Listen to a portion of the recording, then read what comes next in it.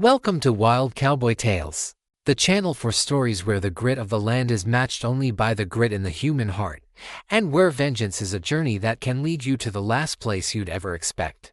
If you're a fan of tales of unyielding will and the high cost of justice on the frontier, go on and hit that subscribe button and ring the notification bell.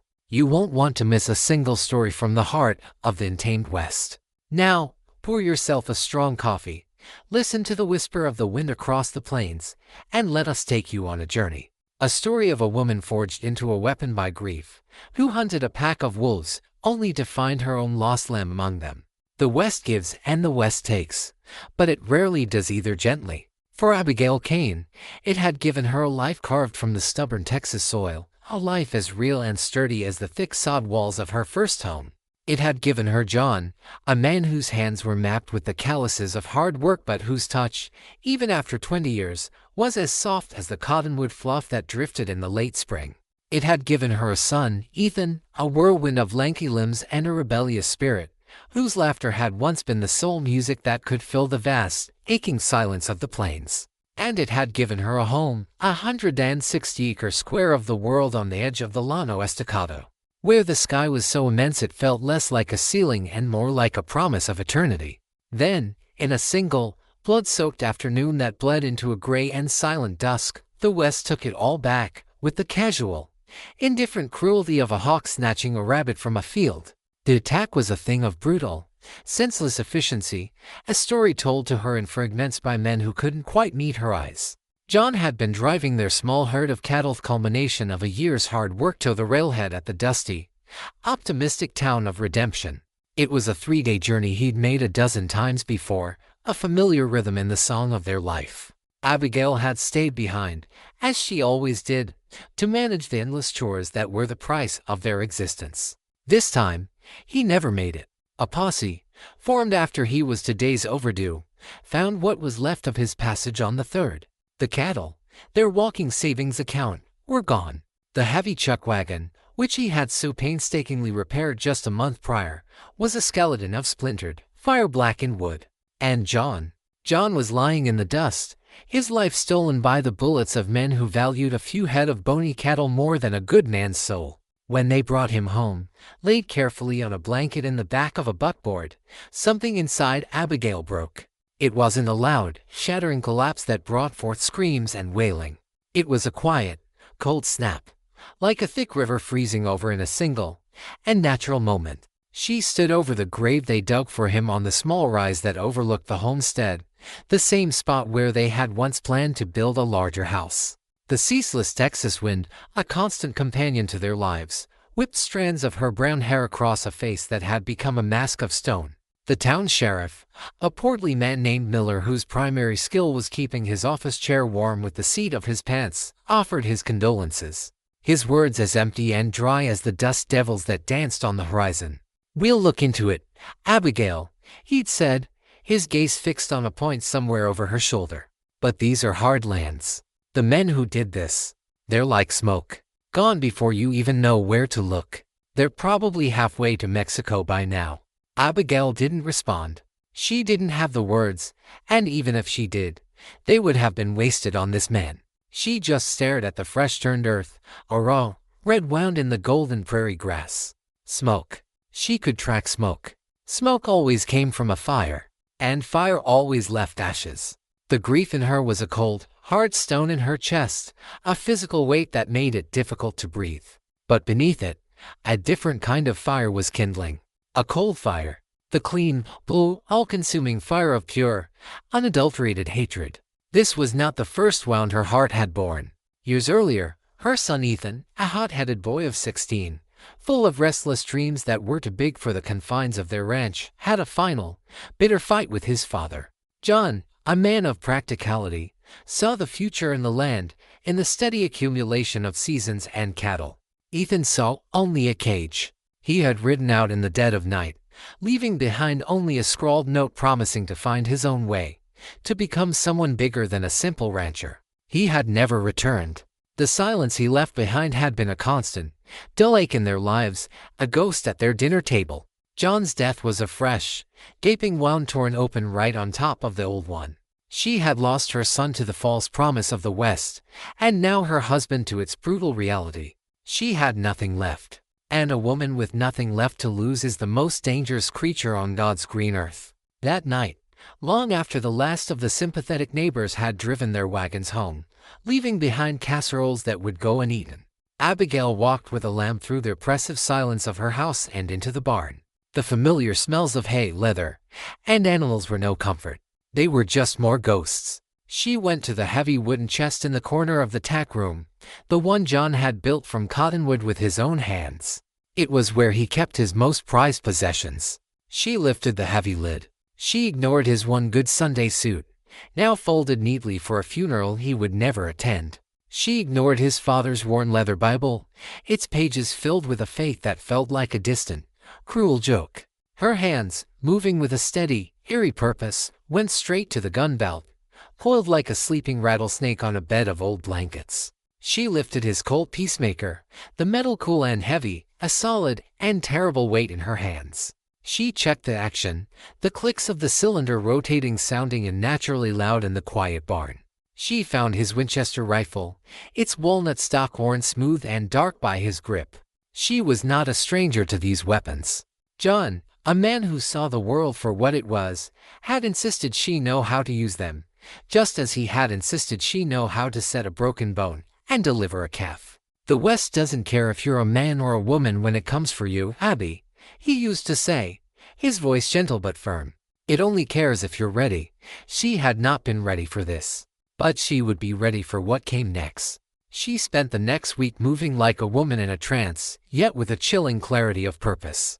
Her neighbors saw a widow lost in grief, going through the motions of settling her affairs. They were wrong. She was a soldier preparing for a war. She rode into redemption and sold the ranch, the brand, and all its holdings to a neighboring family for a fraction of its true worth. The man, a good man named Henderson, tried to offer her more, his face etched with pity. "Abigail, this is your home," he'd said. "You don't have to." "I'm not looking for charity, Mr.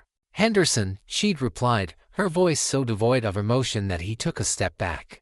"I'm looking for cash, and I'm looking for it today." She didn't care about the money, she cared about the speed. A home without John was just a box filled with ghosts. She sold the furniture, the memories, the physical remnants of a life that was now nothing but a museum of pain.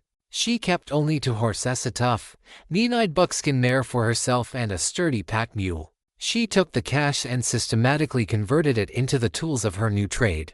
She bought ammunition, box after box of it. She bought dried jerky, beans, coffee, and hardtack food that wouldn't spoil, food for a long journey. At the general store, she traded her calico dresses and sunbonnets for 2 pairs of sturdy denim trousers, a man's work shirts, and a heavy canvas duster. The storekeeper's wife looked at her with scandalized pity. Abigail met her gaze with an icy stare that made the woman look away. Her final transformation happened in the back room of the town's only hotel, which she'd rented for her last night. With a pair of sheep shears from her pack, she stood before the small, wavy mirror. She took hold of the thick, brown braid that hung down to her waist, the same hair John had loved to run his fingers through. Without a moment's hesitation, she began to cut. The shears were dull and the work was clumsy, but she hacked away until the heavy braid fell to the floor like a severed limb. She stared at her reflection. A stranger stared back. Her eyes, once the color of a summer sky, were now chips of glacial ice. The soft lines of a wife and mother had been honed by grief into the sharp, angular features of a hunter. The woman who was Abigail Kane was gone, buried on the hill beside her husband. The person left standing was something new, something harder. On the morning she left Redemption, she rode out to the homestead one last time. The house was already empty, its windows like vacant eyes. She rode up to the small rise, to the simple wooden cross that marked John's grave. The prairie wind was already trying to reclaim the disturbed earth, whispering through the sparse grass. "I will find them, John," she whispered, her voice raw, a promise made to the wind and the dust. "I swear on your soul and on the memory of our son, I will find every last one of them. I don't care if they're in Mexico or Montana. I will hunt them down, and I will send them to you." She turned her mare's head south, the direction the sheriff had so casually dismissed. She did not look back at the home she had built, at the grave she was leaving, at the life she had lost. There was nothing for her there but ghosts. Ahead of her lay only the vast, sun-scorched, and indifferent plains, and a single, burning purpose that had taken the place of her heart, vengeance. The plains were a harsh and unforgiving teacher, and Abigail Kane, the student, was humbled daily. In her previous life, she had viewed the land from the relative safety of her porch, a beautiful, sprawling tapestry of subtle colors that was the backdrop to her world. It was a thing to be appreciated and respected, but fundamentally separate. Now, she was in it, a part of its fabric, and she learned its cruel lessons with the aching of her bones and the burning of her skin. The sun was a relentless, silent hammer, beating down with a ferocity that seemed personal. The wind was a constant thief, stealing warmth from her campfire, moisture from her skin, and scattering the signs she so desperately needed to find. The nights were the worst, filled with a profound, crushing loneliness that was a constant echo of her grief. In the dark, under a blanket of indifferent stars, the sheer scale of her task and her solitude would press in, threatening to suffocate her resolve. For the first few weeks, she was clumsy, her all-burning rage a poor substitute for the skill and patience the hunt required. She was a rancher's wife, not a tracker. She followed trails of displaced cattle that led to other, honest outfits. She wasted precious water trying to decipher hoof prints that turned out to be her own from the day before. She made fires that were too large, their smoke a tall, white beacon of her inexperience that could be seen for miles, announcing her presence to anyone, friend or foe. But the cold fire inside her was a forge, and the relentless hardship of the land was the hammer. With every mistake, with every cold, hungry night, she was reshaped, hardened, stripped of her former self until only the essential elements of survival and purpose remained. She began to see, really see. She learned to read the land not as a landscape, but as a book written in a subtle, ancient language of broken twigs, disturbed stones, and the almost invisible impressions of horseshoes in the hard, dry dirt. Her focus narrowed from the grand, intimidating horizon to the few feet of ground in front of her horse. She learned the minute differences between the tracks of a shod horse and an unshod one, the deeper press of a horse carrying a heavy rider versus a light one. She learned to gauge the age of tracks by the sharpness of their edges and the dryness of the dung left nearby. She learned that the outlaws who had killed John were professionals. Their trail showed they rode hard and fast, and they knew the tricks to cover their tracks, often splitting their group or riding through rocky and forgiving terrain where the signs were faint and easily lost. But they were also arrogant. Their trail showed that, too. They moved with the confidence of men who believed no one would have the nerve, the skill, or the sheer, stubborn will to follow them. They were wrong on all three counts. Her first real break came in a dusty, fly-blown settlement on the edge of the Badlands called Sulphur Creek. It was a place that seemed to be actively surrendering to the entropy of the desert, little more than a sun-bleached saloon, a sagging general store, and a handful of shacks inhabited by men with wary eyes. She had tracked the gang's path there, not by their own trail, which had gone cold in a stretch of rocky ground, but by the scattered trail of a few of John's cattle they had cut from the herd and sold for quick cash. In the saloon, a place rank with the smells of stale beer, sweat, and despair, she didn't announce her purpose. She was a woman alone, a severe and silent oddity that drew curious and hostile stares, but her very strangeness also made her invisible. Men dismissed her, their minds unable to place her in any known category. She sat in a dark corner, nursing a single glass of lukewarm whiskey, and she listened. She listened to the boastful, empty talk of down-on-their-luck cowboys, the weary, gravelly complaints of failed prospectors, and the low, careful murmurs of men who lived on the wrong side of the law. And then she heard it, a story told by a freighter, of a slick, fast-moving gang that had hit a company payroll wagon a week earlier, 50 miles to the east, near the Cimarron River. The description of the gang matched the vague details the sheriff had given her. 5 riders, well-armed and ruthlessly efficient. They were said to be led by a man known only as Blackwood. The name was new, a hard, dark sound that she held on her tongue like a piece of poison. The freighter said the gang was flush with cash and whiskey, and were last seen celebrating their score before vanishing again into the plains. She left Sulphur Creek before the first hint of dawn, and no, colder resolve settled deep in her bones. She was no longer just following a cold trail of hoof prints. She was following a name, Blackwood. She repeated it to herself as she rode, the syllables becoming a two-beat rhythm that matched her horse's stride. It was a curse, a prayer, a litany of hate that focused her rage into a single, sharp point. Her journey now took her deeper into the desolate heart of the territory, a place where the maps were blank and the only law was the one a person carried on their hip. She found their campsites, cold and abandoned, and she sifted through the ashes of their fires like a grim archaeologist of their passage. In one camp, buried in the dirt, she found a discarded chariot, a specific, expensive brand she recognized from the general store's fine goods shelf. It marked a man of particular, and perhaps arrogant, tastes. In another, half hidden under a bush, she found a playing card, the Queen of Spades, with a distinctive, tiny notch cut into the top corner. A cheater's mark. These were small things, scraps of no consequence to a normal posse. But to Abigail, they were pages torn from the book of her enemies. They were the habits, the signatures, of the men she was hunting. She was not just tracking a gang, she was learning their individual identities through the refuse they left behind. She also learned about the woman she was becoming. One evening, camped in a hidden arroyo, her fire small and smokeless as she had learned to make it, two drifters with hungry eyes stumbled upon her. They saw a lone woman, her supplies on a nearby pack mule, and they saw an opportunity.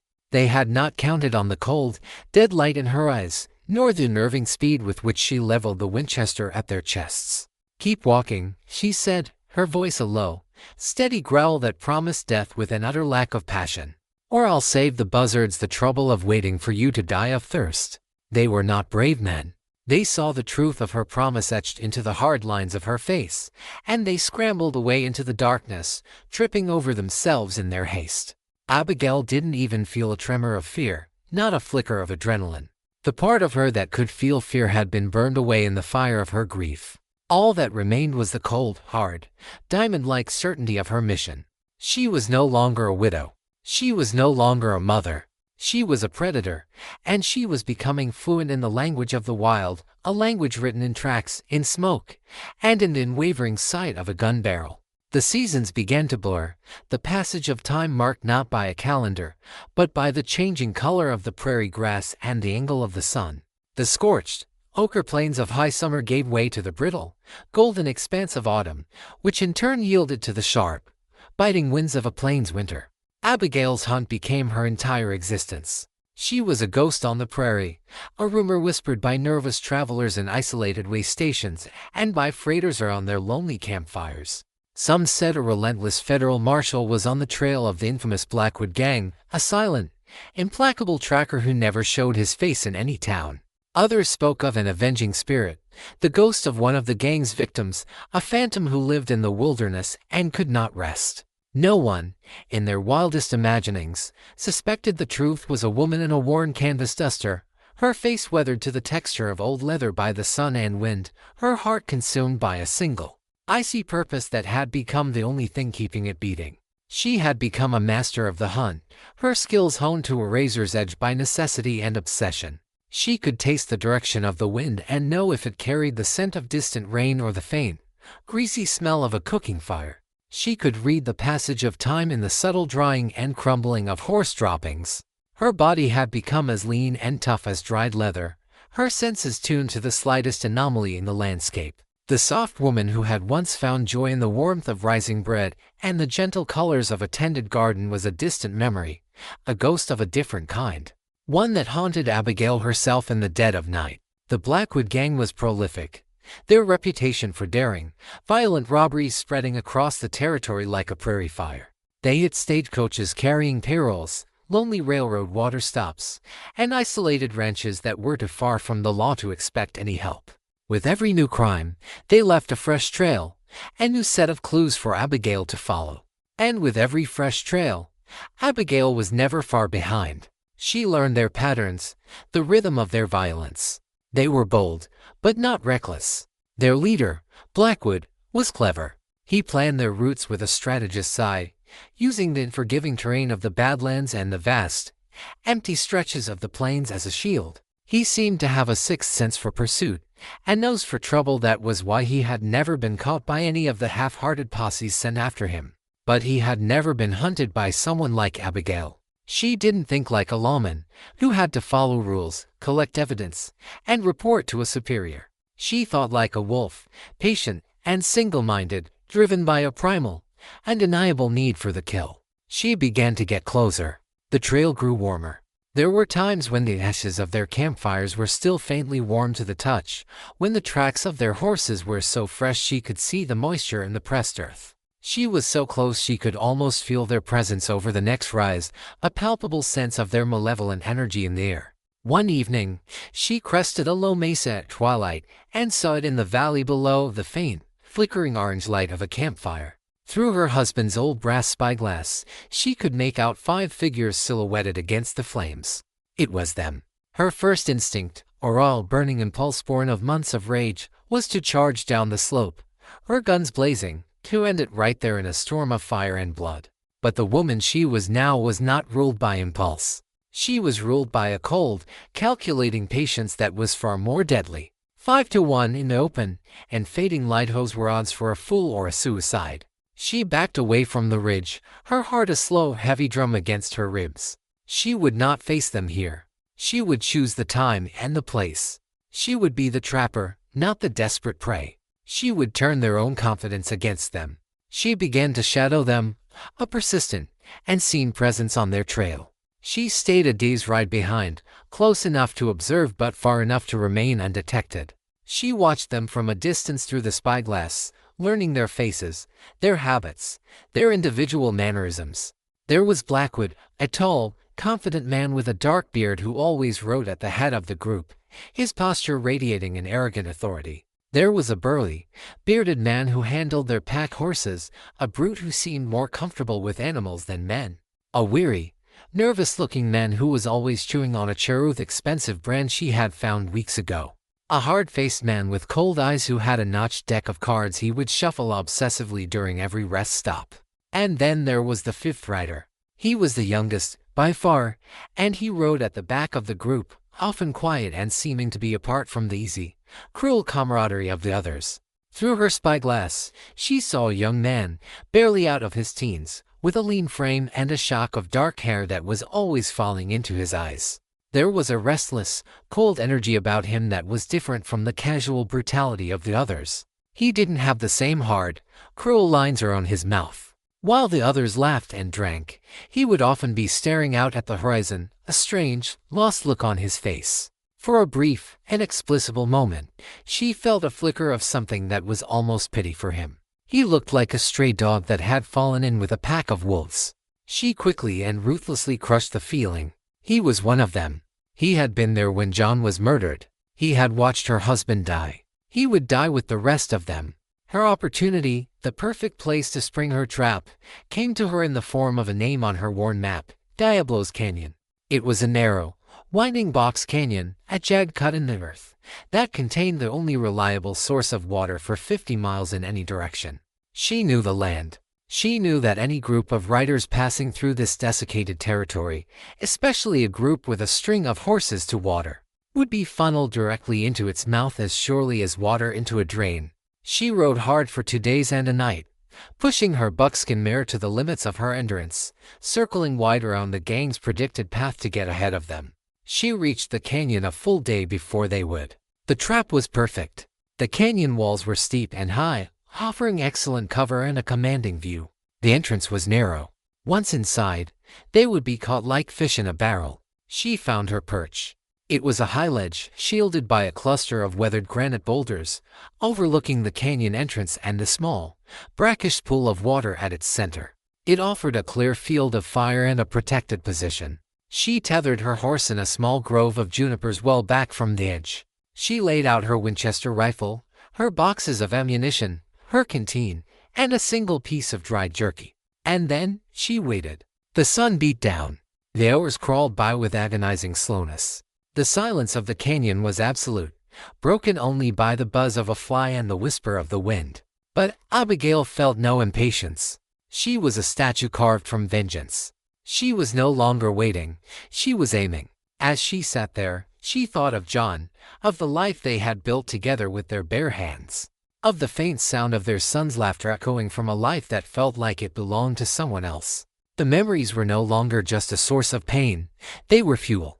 They were the gunpowder behind the bullets she was about to fire. As the sun began to dip toward the western horizon on the second day of her vigil, casting long, purple shadows across the plains, she saw them 5 riders, dark specks against the shimmering heat, heading directly for the mouth of the canyon. The hunt was over. The execution was about to begin. The 5 riders moved with the tired, confident swagger of men who believed the world was their personal property, theirs for the taking. They were laughing as they entered the canyon, their voices rough and loud, echoing off the stone walls. One of them passed a bottle of whiskey back and forth, and they rode with a casual, almost contemptuous slouch. They were utterly oblivious to the single, cold point of focus watching them from the rocks above, a righteous fury so concentrated it felt like a physical presence in the still air. Abigail tracked their approach through the sights of her Winchester rifle. Her breath was even and slow, each exhale a silent prayer of hate. Her hands, which had once trembled while threading a needle, were as steady as the stone she rested the long barrel on. The woman who had once wept at the sight of a stillborn calf was gone. In her place was an instrument of pure, unadulterated will, an angel of death in a dusty duster. She let them get well inside the canyon, past the point of easy retreat. The high, sheer walls closed in around them, a natural trap of their own making. She waited until they were clustered around the small, brackish pool of water at the canyon's center, dismounting and letting their horses drink greedily. They were relaxed, their guard completely down, their backs exposed. This was the moment she had lived for months that felt like a lifetime. She did not yell a challenge. She did not announce her presence with a warning shot. She simply began her work. Her first shot was not aimed at a man. It was aimed at the magnificent black stallion that belonged to the leader, Blackwood.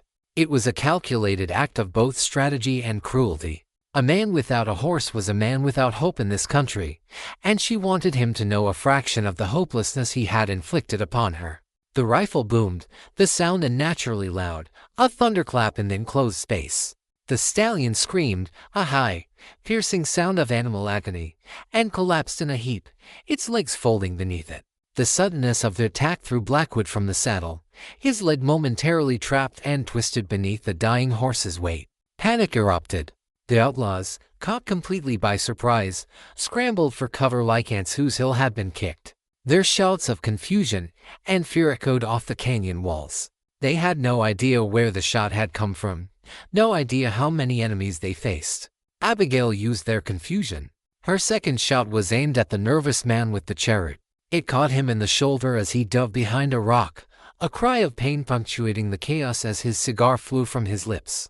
Her third shot kicked up a shower of dirt and rock fragments at the feet of the burly man, forcing him to abandon any thought of a charge and dive for cover. She was not trying for a massacre, not yet. She was disorienting them, wounding them, trapping them. She was the spider, and this bloody canyon was her web. The outlaws returned fire, their pistol shots cracking wildly, the bullets whining and ricocheting off the rocks high above and far wide of her position. They were firing blind, their shots fueled by terror rather than aim, reacting to a threat they could not see. Blackwood, now free from his dead horse and limping heavily, was roaring orders, his voice a furious bellow as he tried to regain control of the chaos. "Spread out. Find him. He's up in the rocks. The bastard," he roared. A grim, humorless smile touched Abigail's lips. They thought she was a man. It was a fitting epitaph for the woman she used to be, the woman they had killed along with her husband. She reloaded the Winchester with a calm, methodical efficiency, the familiar clicks of the mechanism a soothing rhythm in the midst of the battle. The fight settled into a tense stalemate. The outlaws were pinned down behind the scattered boulders at the bottom of the canyon. She was secure in her high perch, a hawk in its nest. But she was aware of the setting sun. Daylight was fading fast, the shadows in the canyon growing long and deep. If they survived until nightfall, they could use the darkness to slip away. She could not, would not, let that happen. This ended here. Today. She had to force them out, to make them move. She took careful aim at the rock where the hard-faced, card-shuffling man was hiding.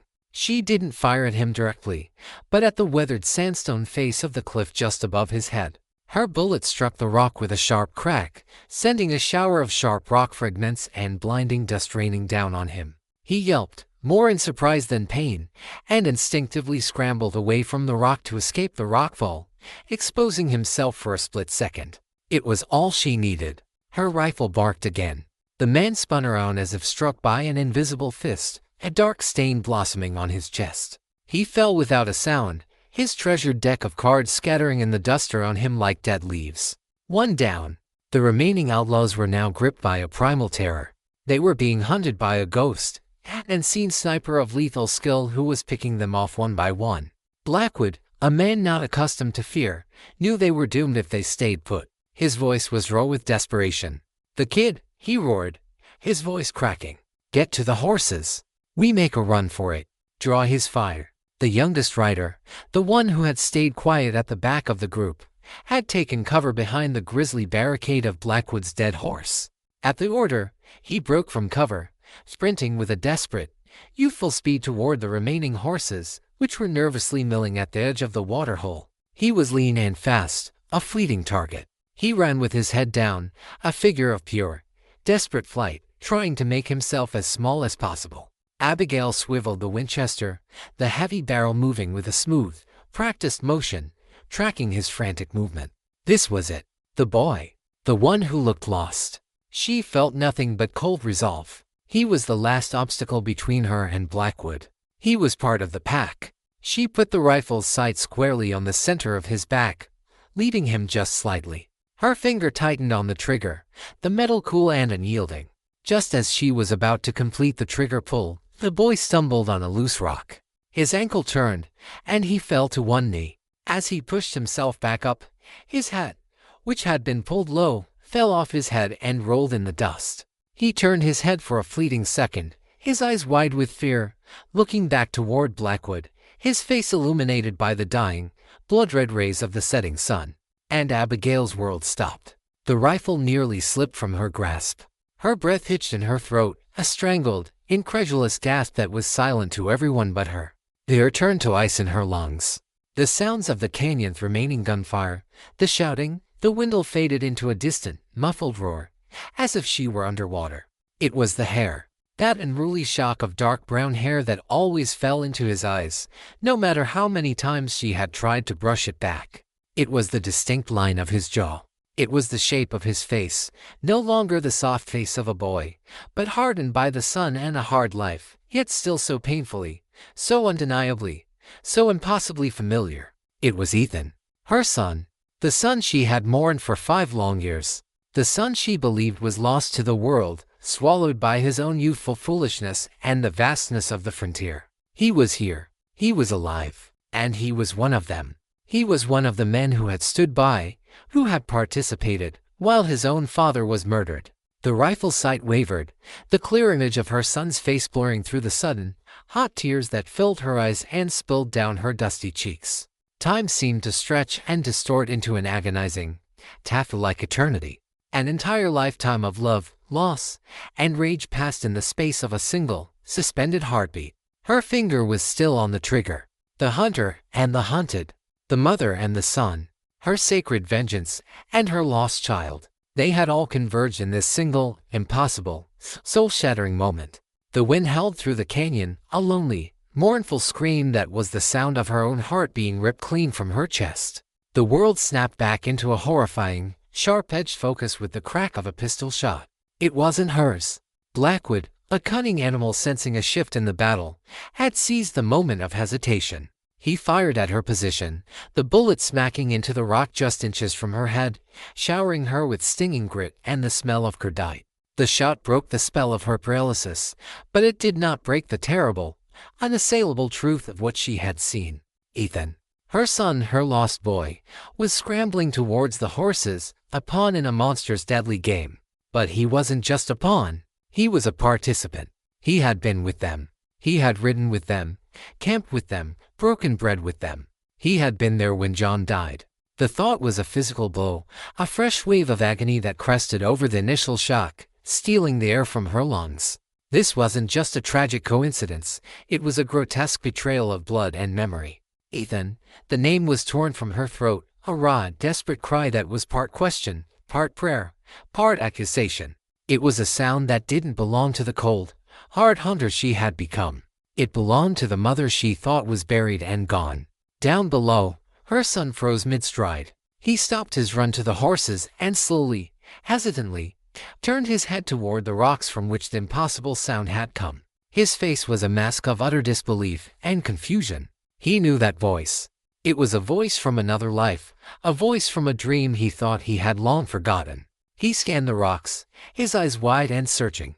"Mom," he whispered, the word so soft it was barely a sound, yet it seemed to carry across the deadly space between them with all the force of a physical blow, striking her harder than any bullet. Their eyes met. Across the killing ground, littered with the dead and the dying, a mother and son stared at each other in mutual, horrified recognition. In that shared gaze, Abigail saw not the hardened outlaw, but the 16-year-old boy who had stormed out of the house with tears of angry pride in his eyes. In that same moment, Ethan saw not a ghostly, unseen executioner in the rocks, but the mother whose face had haunted his loneliest nights, a face now etched with lines of grief he knew, with a sudden, sickening certainty, that he had helped to carve. Blackwood, ever the opportunist, saw only an advantage. "Don't just stand there, you fool," he screamed at Ethan, his voice laced with a new, venomous fury. "Get the horses." Then, seeing the tableau of recognition, he raised his pistol and fired again at Abigail's position, trying to break the connection. Instinct, forged by months of constant peril, took over. Abigail ducked, the bullet whining over her head. But when she looked back, the scene had shifted into an even more impossible configuration. Ethan was no longer running for the horses. He was standing, paralyzed, in the open ground between her and Blackwood, caught in an inescapable crossfire of history and hatred. He was looking at her, his face a torment of terror, guilt, and a dawning, horrifying understanding of the full scope of the tragedy. He was realizing not just who she was, but why she was here. The choice, when it presented itself, was immediate, brutal, and absolute. There, in her rifle sights, was Blackwood, the man who had orchestrated her husband's murder, the man who had corrupted her son, the source of all her pain. He was exposed, fumbling to reload his pistol. And there, a few yards away, was Ethan, her child, her flesh and blood, and a member of the gang she had sworn to the heavens she would destroy. Her mind was a maelstrom, a chaotic storm of conflicting loyalties. John's face, pale and still in the dust, flashed before her eyes with vivid clarity. Her vow sworn on his grave screamed in her ears. "I will find every last one of them." The words were an iron promise, a sacred oath. Ethan was one of them. To fulfill her promise to her dead husband, she had to condemn her living son. To save her son, she had to betray the memory of the man she had loved with every fiber of her being. She felt as if she were standing between two graves. One was already dug, cold and final, on a windswept hill in Texas. The other was a fresh one, waiting to be filled here in this bloody canyon, a grave that would hold either her son's body or her own soul. Blackwood raised his pistol again, his reload complete. This time he took careful aim, not at her, but at the frozen, exposed figure of his youngest gang member. He understood. He saw the connection, the impossible dilemma. And he was a man who knew how to twist a knife in a wound. "Looks like a family reunion," he sneered, a cruel, triumphant grin spreading across his face. "Choose, lady, your vengeance, or the boy." Abigail's world narrowed to the two men, two figures stark against the blood-red light of the setting sun. The monster and the child. Her past and her future. Her hate and her love. The Winchester rifle felt impossibly heavy in her hands, its weight not of wood and steel, but of two irreconcilable destinies. The trigger was a gateway to two different, but equally eternal, kinds of hell. She took a ragged breath, the cold desert air burning her lungs. And in the space between one heartbeat and the next, she made her choice. Time seemed to slow, stretching out in the terrible seconds after she screamed her son's name. For Ethan, the voice was a ghost rising from a memory's grave. He had spent 5 years trying to forget that voice, trying to bury it under miles of dust, drunken nights, and the callous silence required to survive in the world he had chosen. He had left the ranch an angry boy, determined to prove to his father that he didn't need him, that the wide world would bend to his will. Instead, the world had broken him. It had chewed up his naive dreams and spat out a hardened young man who learned that the only way to not be prey was to run with the predators. Joining Blackwood's gang hadn't been a conscious choice so much as a slow slide into desperation. At first, it was for protection, then for food, and finally, for the only belonging he had known outside the family he'd abandoned. Blackwood had seen the fatherless desperation and need for approval in Ethan and had twisted it into loyalty. Ethan had done things that would have horrified the boy he used to be. He had been a part of robberies, he had pointed his gun at terrified men, and he had stood by in silence as cruelty unfolded, telling himself it was the price of survival. He had been there the day they'd hit the cattleman. He hadn't known it was his father. To him, it was just another target, a nameless man whose herd Blackwood wanted. He had been ordered to stay back, to watch the horses, and he had listened to the gunshots with a familiar, sick feeling in his gut. Afterward, when it was done, he had glanced at the dead man, and in a single, frozen, horrifying moment, he had recognized the familiar shirt, the worn hat. He had seen his father's face. The shock had been too great to process. He said nothing. He buried the horror so deep he could almost convince himself it was a trick of the sun, a cruel coincidence. But it was there, a malignant tumor in his soul, poisoning every moment since. He had become a silent, haunted participant in his own father's murder. And now, his mother's voice, calling his name from the rocks, ripped down all the walls he had built. Every lie, every rationalization, every layer of callous dissolved, and he was the lost 16-year-old boy again, standing in the middle of the devastation he had helped create. He looked up at the rocks and saw not a ghost, but his mother. But it wasn't the mother he remembered. The woman he remembered had warm eyes and a gentle smile. This woman had the face of an avenging angel and the eyes of someone who had looked into hell. And in her hands was a rifle, and it was pointed at him. For Abigail, the moment of recognition was a physical torture. Every happy memory of her son was now contaminated. Ethan's first laugh, his first steps, the way he used to run to her with a captured lizard in his hands, all these precious images were now overlaid with the image of an outlaw. A member of the gang that had killed her husband. The rage and hatred that had sustained her for months did not vanish. They were simply ripped asunder by a more powerful, more primal emotion, a mother's love. She looked at her son, the boy she had thought dead, and she saw both the child and the monster. She saw the lost young man and the brigand who had stood by while his father died. The two images could not coexist, and yet they did, tearing her mind apart. Blackwood's taunt cut through the moment. Choose, lady, your vengeance, or the boy. He understood. He saw the full scope of the tragedy and he reveled in it. He wasn't just a robber, he was a demon who feasted on human suffering.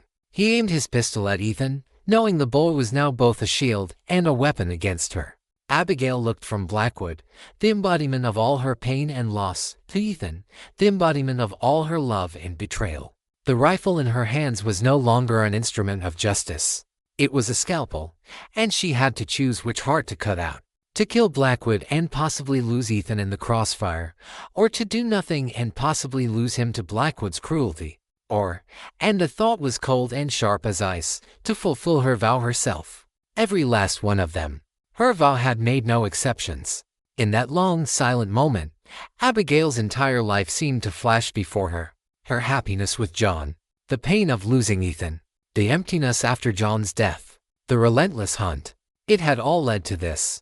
To a dusty canyon under a dying sun, where she had to choose between her past and her future, between her vow to her dead husband and the bond with her living son. She felt as if John and Ethan were on either shoulder, each pulling her in a different direction, tearing her soul in two. The air in the canyon was thick, heavy with impossible choices, stretched taut as a bowstring. For Ethan, time was frozen. He stood exposed, not just to the muzzles of his mother's and Blackwood's guns, but to the full, crushing weight of his life's bad decisions. He looked at his mother, and in her eyes, he saw not simple hatred, but a rolling, agonizing conflict, a civil war of the soul so violent it was almost a physical force. He had caused this. His selfish, youthful pride, his decision to run away, had started the first small rock slide that had, over 5 years, led to this catastrophic avalanche that had shattered their family and buried them all. His father's death was a bullet, but his leaving was the hand that had loaded the gun. For Blackwood, it was a magnificent game. He was a master chess player of human cruelty, and he had just maneuvered his insane opponent into a perfect checkmate. He kept his gun trained steadily on Ethan, a vicious, triumphant smirk playing on his lips. He believed, with the supreme arrogance that was his defining trait, that he could not lose. Either the woman backed down, forfeiting her crusade, and he would live to ride away into the twilight, or she fired at him, and he would take the boy with him, ensuring her vengeance would be forever tainted with the bitter poison of filicide.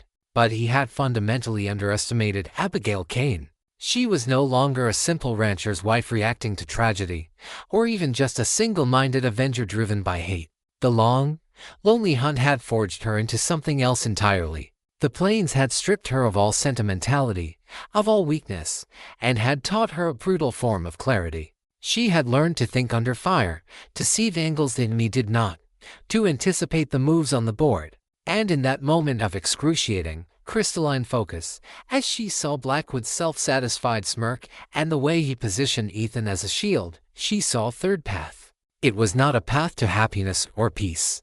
It was a desperate, razor-thin gambit that could only have been born from a perfect, terrible equilibrium of a mother's fierce love and a widow's absolute hate. She did not lower the Winchester rifle, nor did she fire at Blackwood's black heart. Instead, with a movement so subtle it was almost imperceptible, she shifted the barrel a fraction of an inch to the right and tilted it upward. She was no longer aiming at a man. She was aiming at the geology of the canyon itself. She aimed at the large and stable-looking slab of sandstone and shale high on the cliff face, just above and behind where Blackwood was standing. It was a structural weakness she had subconsciously noted when she first chose her sniper's perch. A weathered and cracked part of the canyon wall that was clinging to its position with the tenacity of a dying man's grip. She screamed a single word, a command that contained all the love, fear, and desperation of a lifetime, words she had not spoken to her son in 5 long years. Duck! For a split second, both men were paralyzed by confusion. Then Ethan, hearing the raw, familiar, and absolutely undeniable authority in his mother's voice, reacted without thinking. The muscle memory of a childhood spent under her care took over. He threw himself to the ground, pressing his face into the dirt, just as he had when he was a boy and she had screamed a warning of a spooked horse or a falling branch. Blackwood, however, hesitated for a fatal second. His mind, clouded by arrogance and cruelty, could not process the command. He glanced up, his brow furrowed in confusion, wondering what trick this was. That was the moment Abigail fired. The Winchester boomed, the sound a definitive roar that seemed to shake the very foundations of the canyon. The bullet was not aimed at flesh and blood, but at ancient stone. It struck the fragile base of the rock slab with a powerful, percussive crack. For a heartbeat, nothing happened. Then, with a deep, grinding groan that sounded like the earth itself was in pain, the massive slab of sandstone broke free from the canyon wall. It did not fall so much as it slid, a grinding, thundering avalanche of rock, dust, and shale that cascaded with terrifying speed directly down onto Blackwood's position. He had no time to run, no time even to scream. He looked up, his smirk of triumph turning into a mask of pure, uncomprehending terror, before he was simply erased from existence, buried under tons of rock that had been waiting 1,000 years for this single, violent moment. The ground shook as if from an earthquake. The canyon filled with a choking, blinding cloud of gray dust. The thunderous noise of the rock slide echoed off the walls, a deafening crescendo of destruction, before finally giving way to a ringing, profound, and absolute silence. The dust settled with agonizing slowness, like a fine gray shroud being laid over a fresh grave. Where Blackwood and his bravado had stood just moments before, there was now only a massive, fresh pile of broken rock and scree. The burly outlaw, the last of the gang besides Ethan, had been caught by the edge of the violent rock slide. He lay partially buried, his fight, and his life, clearly and brutally over. The silence that descended was absolute, a heavy, airless vacuum broken only by the soft whistle of the wind through the canyon mouth and the nervous stamping and whickering of the remaining Terrified horses. Abigail lowered the Winchester, her arms suddenly shaking with a deep, cellular exhaustion that went far beyond mere physical fatigue. The fire that had fueled her for so many months, cold, hard, and wavering flame of vengeance was gone. It had been extinguished in the thunder of the rock slide, its purpose fulfilled. In its place was a vast, hollow emptiness that was colder than the hate had ever been. She had done it. She had fulfilled her vow. The men who had killed John were dead. But the victory, the justice she had craved for so long, felt like ashes in her mouth.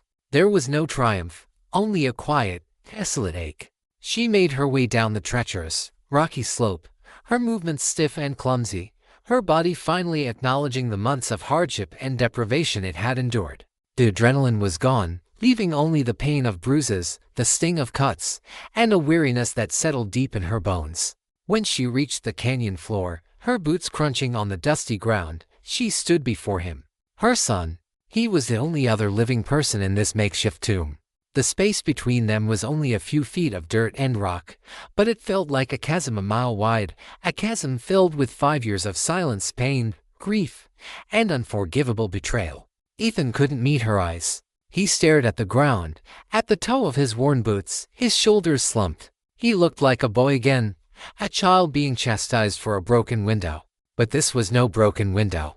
This was a broken life, a shattered family. "I didn't know," he finally whispered, his voice hoarse with dust and tears.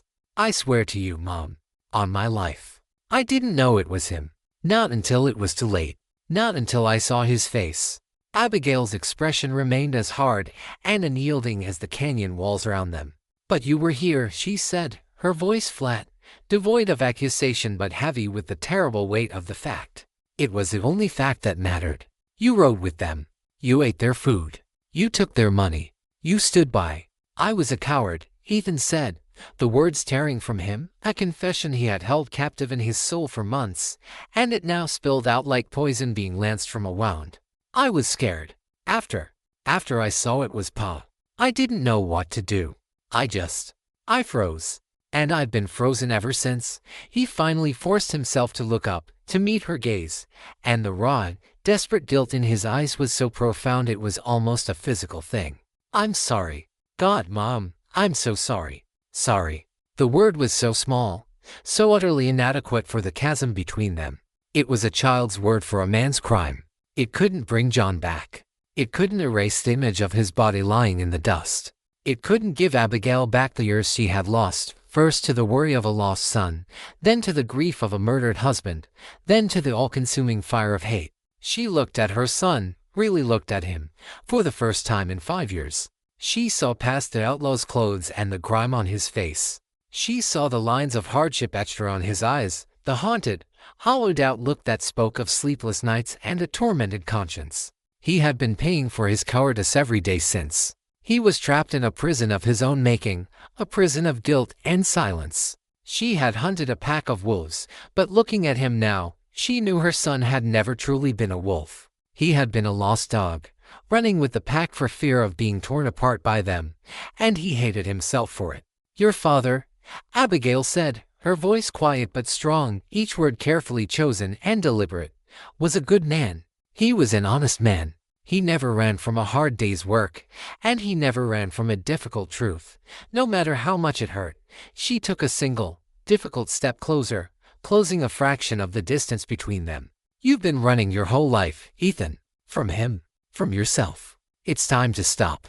She did not embrace him. The distance between them was still too great, the wounds too raw and deep for such a simple gesture. But she reached out a calloused, trembling hand and placed it on his arm. Her touch was not one of forgiveness, not yet. That was a mountain too high to climb today. But it was one of acknowledgement, a recognition of a devastating and undeniable truth. He was her son. He was alive. And in this desolate canyon of death, that had to be enough for now. They left the canyon at dawn. A sliver of a new sun crested the eastern horizon, its pale light illuminating a scene of quiet desolation. They did not speak of the dead men they left behind, buried in their rocky, ignominious tomb. There were no words for it. The dead were part of a past that had to be abandoned, a sealed chapter in a book of sorrow. They took the two best horses, their own mounts, and the few supplies that were salvageable from the pack mule that had survived the chaos. As they rode out of the mouth of the canyon and back onto the open plains, the rising sun cast their two long, lonely shadows behind them. They were two strangers, a mother and son bound by a shared blood and a separate, searing tragedy, with no clear destination but away. The journey back, though there was no back to go, was a quiet one. But the silence was different from any they had known before. It was not the hostile silence of the dinner table after Ethan's final fight with his father. It was not the cold, empty silence of Abigail's grief after John's death. It was not the tense, watchful silence of the hunt. This was a fragile, tentative silence, a breathing space filled with the unspoken weight of all that had happened and all that could never be unsaid. They rode side by side, but a universe apart, each trapped in their own private world of memory and regret. In the long, silent hours in the saddle, Abigail watched her son, not as a target, not as a symbol of betrayal, but as the young man he was. She saw the way he instinctively cared for the horses, the gentle way he checked a loose shoe, the low murmur he used to calm the nervous animals. It was a mirror image of John, a ghostly echo of his father's patient competence that sent a sharp, painful pang through her heart. She saw the shame that bowed his shoulders when he thought she wasn't looking, the way he would flinch with a fresh wave of guilt whenever a stray memory seemed to cross his mind. He was a boy paying a man's price for a boy's mistakes, and the currency was his own soul. Ethan, in turn, watched his mother. He saw the new, hard lines etched around her eyes, the gray streaks in her roughly shorn hair that hadn't been there 5 years ago. He saw the raw, rope-burned calluses on her hands he remembered as being soft and smelling of flour. He saw a woman who had been forced to walk through hell and had, through sheer, stubborn will, come out the other side. But she had not come out unscathed. She had been forged into something harder, stronger, and sadder than he could ever comprehend. He knew, with a certainty that was a constant, physical ache in his gut, that he was the primary cause of that terrible transformation. His running away had been the first crack in the foundation of their lives, a weakness that had allowed the whole structure to collapse when the storm came. One evening, several days into their aimless journey, they made camp by a small, trickling creek that whispered through a grove of cottonwoods. The gentle sound of the water was a stark contrast to the violence of the canyon. As Abigail was preparing their meager meal of beans and jerky over a small, well-contained fire, Ethan finally spoke, his voice low and raspy, as if the words themselves were painful to excavate. "I should have come home," he said, not looking at her, but staring into the hypnotic dance of the flames. After Pa, I should have come and found you. But I was scared." He finally risked a glance at her. "I thought you'd hate me." Abigail stopped stirring the beans. She looked at his face, illuminated by the firelight, and for the first time, she answered with the brutal and varnished truth that had been her sole companion for months. "I did hate you," she said, her voice clear and steady. "For a while there, back in that canyon, when I first saw your face. I think I did." She saw him flinch, the truth landing like a physical blow. She let the silence sit for a moment before continuing, her voice softening just a fraction. "But you're still my son. Hate. It's a fire. It keeps you warm when you have nothing else, but it burns you from the inside out. It consumes everything until there's nothing left but ash." She looked away from him then, out into the gathering darkness. "I'm tired of burning." It was not absolution. It was not forgiveness. But it was a beginning. It was the first stone laid in the foundation of a bridge across the chasm that separated them, a recognition that the path forward, if there was to be one, could not be paved with the same materials that had led them to ruin. They didn't go back to Texas. There was nothing there for them but a single grave and a host of ghosts. By unspoken agreement, they turned north, towards the territories, towards a place where the name Cain meant nothing, where the land was new and the memories were not yet laid. They were heading towards a place where a past could be outrun, if not entirely forgotten. The journey was a long and silent penance for Ethan. He deferred to his mother in all things, accepting her silent leadership as his due. He worked tirelessly, taking on the hardest chores, hunting for their food, and standing watch through the long, cold nights. He was trying to atone through labor, through sweat and exhaustion, for the sins he could not put into words. For Abigail, The journey was a slow, painful, and often reluctant process of letting go. She had to let go of the all-consuming hatred that had been her shield, her fuel, and her only identity for so long. She had to let go of the ghost of her husband, not his memory, which she would cherish forever, but the bloody vow of vengeance she had made to him. And hardest of all, she had to learn to look at her son and see not the outlaw who was a component of her tragedy, but the lost child who had, against all odds, returned to her from the wilderness. Months later, after a journey that had taken them across 1,000 miles of unforgiving country, they found their place. It was a small, secluded valley nestled in the green foothills of the Wyoming mountains, a place of tall grass, clear, cold water from a mountain stream, and a profound quiet that felt like a blessing, like a long-held breath finally being released. In the center of the valley stood an abandoned homesteader's cabin, little more than a ruin of silvered, weathered logs, its roof caved in and its door hanging from a single leather hinge. But it had good bones, and it stood on solid ground. They began to build. They worked from the first light of sunrise to the last rays of dusk, their shared, grueling labor a silent conversation that spoke more than words ever could. They felled new timber to replace the rotten logs. They mixed mud and grass to chink the walls against the coming winter. They cleared the overgrown land for a small garden. They were not rebuilding a past life. That life, the life of the Kane family on the Texas prairie, was gone forever, a story that had ended in tragedy. They were building something new, something smaller, quieter, and infinitely more fragile. They were building a life on a foundation of sorrow, hoping it would be strong enough to hold. The scars, both visible and invisible, remained. At night, Abigail would sometimes wake with a start, her heart pounding, the thunder of the rock slide echoing in her ears. And in the quiet moments, she would see Ethan staring out the cabin window at the moon, the haunted, faraway look back in his eyes, and she knew he was back in the canyon, standing over his father's body. The ghosts of Diablo's Canyon would never truly leave them. They were a part of their story now, a dark thread woven into the fabric of who they were. One morning, as the first light of dawn spilled over the jagged mountain peaks, painting the valley in soft, hopeful shades of rose and gold, Abigail came outside to find Ethan already at work, mending a section of the new corral fence line. He worked with a steady, competent rhythm, his movements sure and strong. He moved like his father. The thought no longer brought a searing pain, but a gentle, melancholic ache. She stood there on the porch of their small, sturdy cabin for a long time, just watching him. The rage was gone. The burning need for vengeance was gone. The profound, crushing grief had softened over the long miles into a gentle, persistent ache, a scar on her heart that would always be there, a testament to the love she had lost. She looked at her son, and for the first time, she saw him not as a symbol of her loss, not as a source of her pain, but as the last, precious, and impossibly complicated remnant of her old life, and only hope she had for a new one. He looked up from his work, as if sensing her gaze, and saw her watching. He didn't flinch. He didn't look away in shame. He simply met her gaze, and after a moment's hesitation, offered a small, uncertain smile. It was a question, a hope, and an apology, all in one. Abigail smiled back. It was the first true smile she had worn in over a year. It felt foreign and stiff on her face, like a muscle she hadn't used in an age, but it was real. The hunt was over. She had ridden across the plains in search of death, fueled by a promise made to a ghost. She had not found peace, and she had not found justice, not in the way she had expected. Instead, in the heart of the violence, she had found a reason to live.